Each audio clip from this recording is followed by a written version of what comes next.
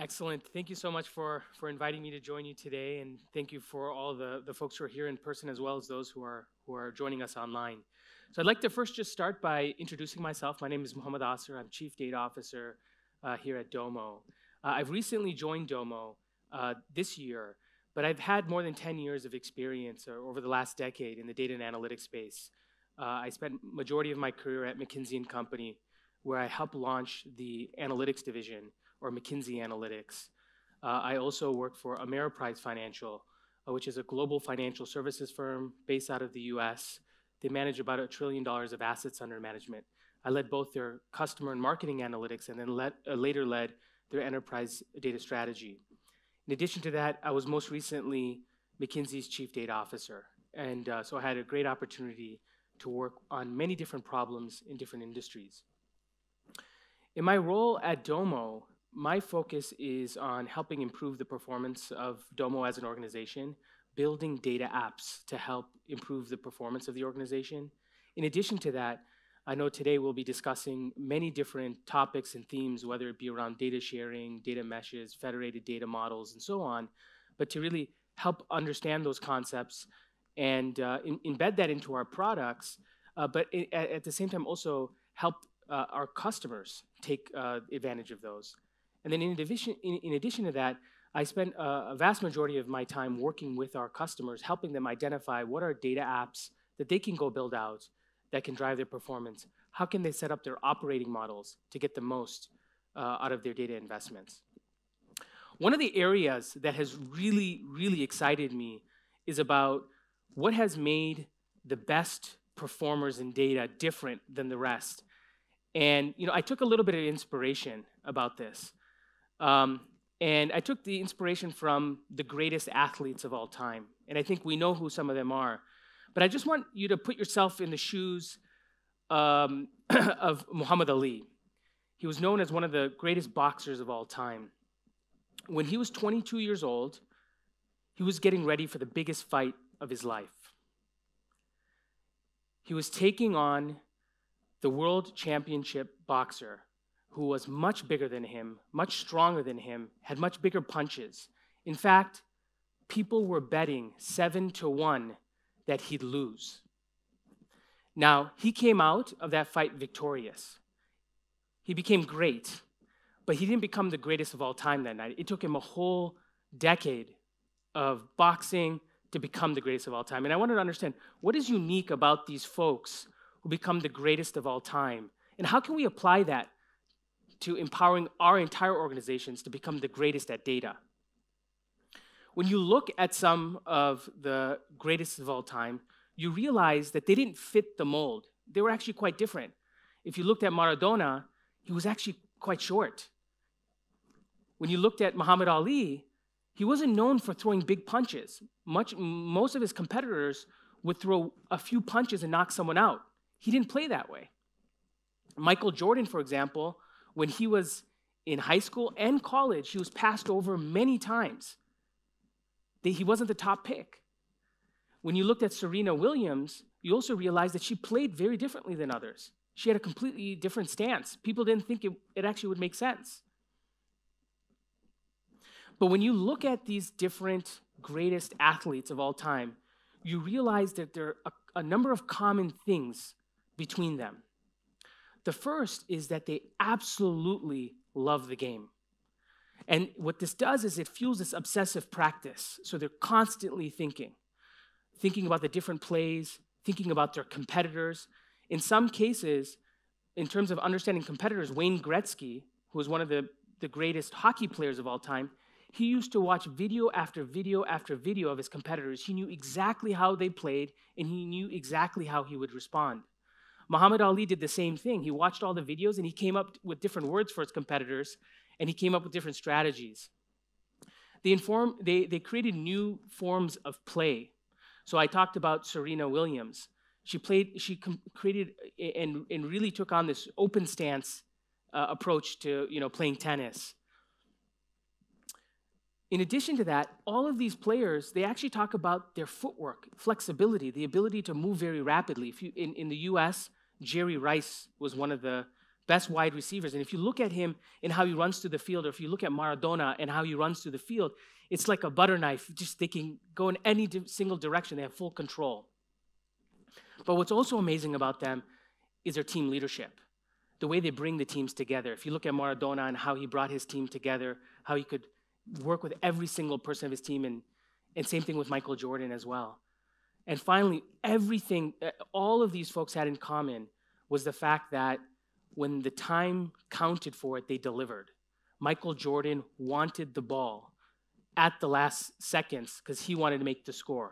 Tom Brady in football wants to make that play. Muhammad Ali wanted to win. But if you bring it all together, you realize they weren't good at one thing. They were good at many different things.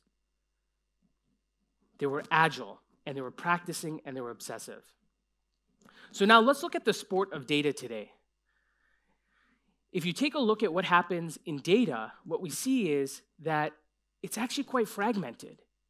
Every tool is specialized, from your connectors to your ETL to your visualizations, data warehouses. And what does that mean? You have specialized roles. Everybody focuses on one thing, and one thing they do well. They're narrow performance measures. Sometimes people focus on query response speed or just very narrow focus efforts. But what's interesting is very few people actually focus on winning the game of data. And what's winning the game of data? Winning at the sport of data is actually delivering the value at the end.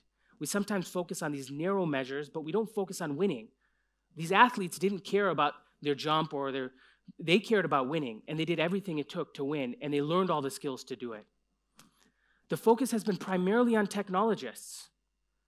And I'll go into a little bit more detail on this, but you find out that 97% of the organization really has difficulty using data. They get some reports, but they're not actually able to use data, nor are they trained up to use the data.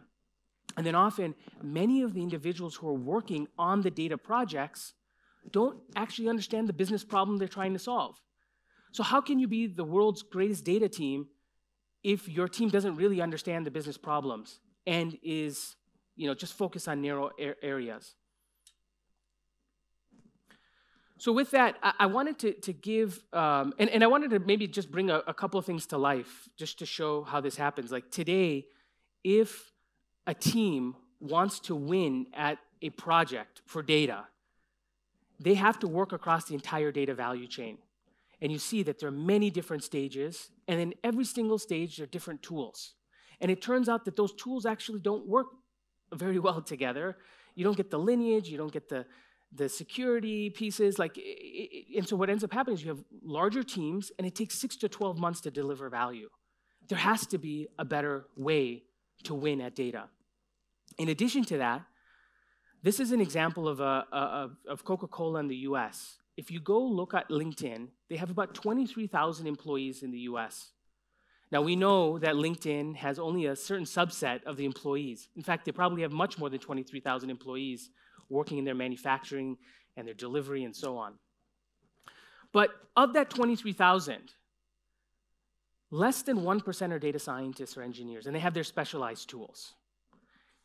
And then about 2% are in the data warehousing or BI, and they have their specialized tools.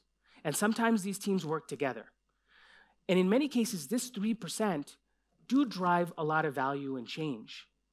But the reality is they're a very limited resource.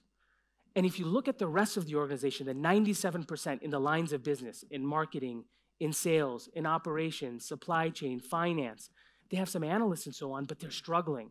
They're struggling to make use of the investments that have been made by these organizations. In many cases, they have problems that remain unsolved. They work on Excel, and they share data via email, and they try to build stuff, but it doesn't scale. And so the question is, how do we transform our organizations? How do we approach the data problem differently to win by creating a culture of data athletes across our entire organization? And so it requires us to think fundamentally differently about how we approach the problem. So what is a data athlete? And there's a lot of things on the slide here. I'm just going to cover a couple of these, and these take from the inspirations of some of the greatest athletes that we talked about. The first thing is curiosity, asking questions, trying to understand the whys. Another piece is about being mission-driven or impact-oriented. At the end of the day, what's the vision? Why are we trying to solve this problem? How will it save lives? How will it improve customer satisfaction? How will it create more revenue? How will it reduce waste? Having a clear vision of that aspiration when you get going. The other is innovative, willing to try new things, willing to try new data sources, willing to test and learn. Confident that even if they don't know what the answer is, because sometimes when we start our data projects, we don't know what the answer is, but confident that they will find some valuable solution that will improve the business. And then finally, fast and nimble. Not taking 6 to 12 months to get to answers, but getting to answers very rapidly, testing, iterating, adjusting as he or she or they need to. So I want to talk about what are some of the actions that an organization can take to build an organization filled with these data athletes. And I'll dive into each of these in a little bit of more detail. So one of them is launching a data athlete bootcamp. And, this includes a whole set of things. One is, starting with that curiosity, that hypothesis-driven piece. What are the different problems you have? Identifying what are the different analytic methods, understanding what's prescriptive, predictive analytics. They don't need to be a data scientist. They just need to know about the different analytic methods and how they can be applied. The second piece is the data. What type of data do you have within your organization? What type of external data could you be using? From a technology perspective, when you want to go build out these data solutions or these data apps, how can you go do it rapidly? And then finally, transformation. What I mean transformation here is, how do you lead teams? How do you organize across these different profiles of people, whether it's a data architect, an engineer, a data scientist, a business sponsor? How do you bring that all together? While I was at McKinsey, we launched something called the Analytics Translator Program, very much around building these types of profiles. We trained up thousands of our consultants, and this was critical for us building out our analytics organization. And today, many organizations are starting to leverage that similar type of framework to build out their organizations and their teams. The second is building a community where you link these data athletes to other practitioners. And often, we in our organizations, we have these in-person forums or virtual forums now where we come together and people share ideas. And I think that's a great start. We start building those in-person activities. However, we also start to have ongoing dialogue almost on a daily basis. And so whether it's a Slack or an email community where you have your data athletes, your different data stewards across the organization, and as people have questions, they just ask questions over this email list and people start responding on email or Slack. I've seen multiple organizations do this. One large retailer, for example, created something called Where's the Data Community. They had hundreds of their merchants and some of their data experts on this. And over time, they started getting hundreds of questions. This inspired a community that I created also at McKinsey, where we had the Find the Data community. And we had, 1,000+ people asking questions. Every day we had questions, and this helped solidify and bring together our people. This can also be augmented by having these monthly newsletters, and then finally, having those in-person events as well. It's really important to increase transparency of data across the organization. And what I mean by that is often different parts of our organization have different data sets, whether it's our service organization and our customer reviews and complaints and product improvement areas, to our finance team who understand which customers have which levels of profitability. People often don't know where these data sets are and how to get access to them. So how can you create transparency? And the idea here is you don't necessarily need to have the most complex data catalog to get started. You can even start simply with an Excel spreadsheet and have the 50 or 100 data sources and who are the experts and descriptions of those. And start that way and link that to your data community. So as people have questions, you start documenting those questions, you start documenting the data sources that they're working with over time. One of the things that I've seen an organization do is actually build out a data catalog and integrate that into their enterprise search. And all of a sudden, they had thousands thousands of people finding data sources throughout every single month. And every month there were hundreds of requests from different teams asking for access to data. I think it's also very important to be able to provide self-service data app tooling for teams as well. Often teams want to be able to build rapidly. And we talked about in the past that there's all these different tools across the value chain, and it takes so much time. How can you empower your data athletes with tools that allow them to connect to data, integrate it, analyze it, visualize it, and deploy it without having to scale up big teams? Now, that is a problem that I uniquely have experienced and that I uniquely think that Domo is one of the leading in the industry on. But organizations should look into tooling like that. Often what you find too is that these data athletes start, when they're trying to solve these problems, they start with a problem or a hypothesis. They start to say, let me start to connect some data together. Let me integrate it. Let me come up with insights. And a data athlete can do that on their own. They, with those boot camps, you train them on how to do that themselves. And then often they start to say, I want to extend this further. I want to create a custom app that people have on their mobile phone, or I want to push something into Salesforce. I want to expand APIs out so that our third-party partners can consume this data. And having tools that allow a data athlete to be able to do that, but then allow engineering teams to pick up and build on top of it is also really powerful, because then it leverages both these folks in the lines of business who want to drive an impact as well as the technology and brings it together. I think it's absolutely critical that organizations focus on defining and tracking the metrics that matter in the organization. And sometimes these metrics can feel a little bit soft, and in some cases they're very hard, right? And when I think about some of the softer metrics, I just think about the activity metrics, right? Knowing how many data athletes that have gone through the boot camps, knowing how many people are searching through the catalogs, how many requests are coming through, how many data sources have been identified, how many people are actually using your tools, how many people are logging in every single day. But then there's outcomes as well. What are the data apps that have been created? What are the solutions that have been created? What value has been associated with those solutions? And then it becomes really important now for leaders within organizations to be able to tell those stories in each of their lines of business of how data has transformed. And so not just the dollar figures of the impact, but the stories, how unique data sets were used to solve were seemingly unsolvable problems. And one of my favorite things is actually around how you build competition within organizations. And I've seen this happen at a number of our customers, where they have groups in their organization that are really data-driven, and they have other organizations that have aspirations to be more data-driven, but they're just not there yet. And the executives basically go in and they start to show, did you know that 80% of marketing folks are using data tooling every single day, and they're asking all these questions, but operations isn't doing much at all? And then the operations leader starts to say, well, you know what?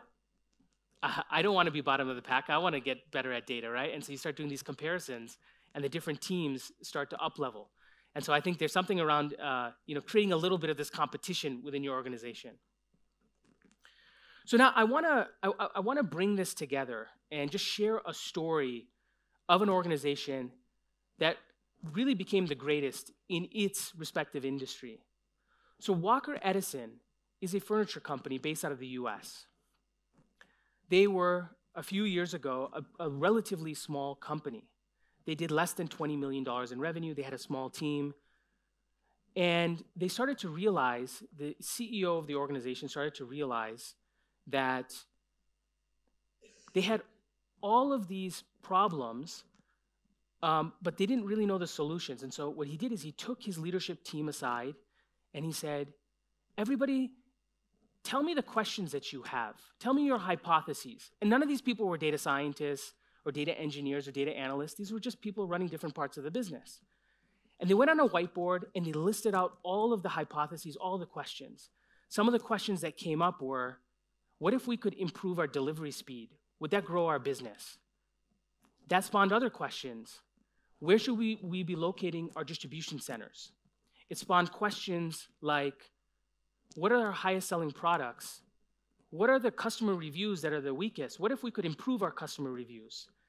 And it spawned question after question after question. And what they started to do then is build this whole data-driven culture where every part of the organization started to have these questions and started to talk about the impact that they would need to have. They have 250 people who use platforms like Domo every single day to drive their business. And so my question to you, as you are the data leaders here, and you're driving transformations in your organization, how will you inspire and create a community of data athletes to truly become the greatest in your industry? Thank you.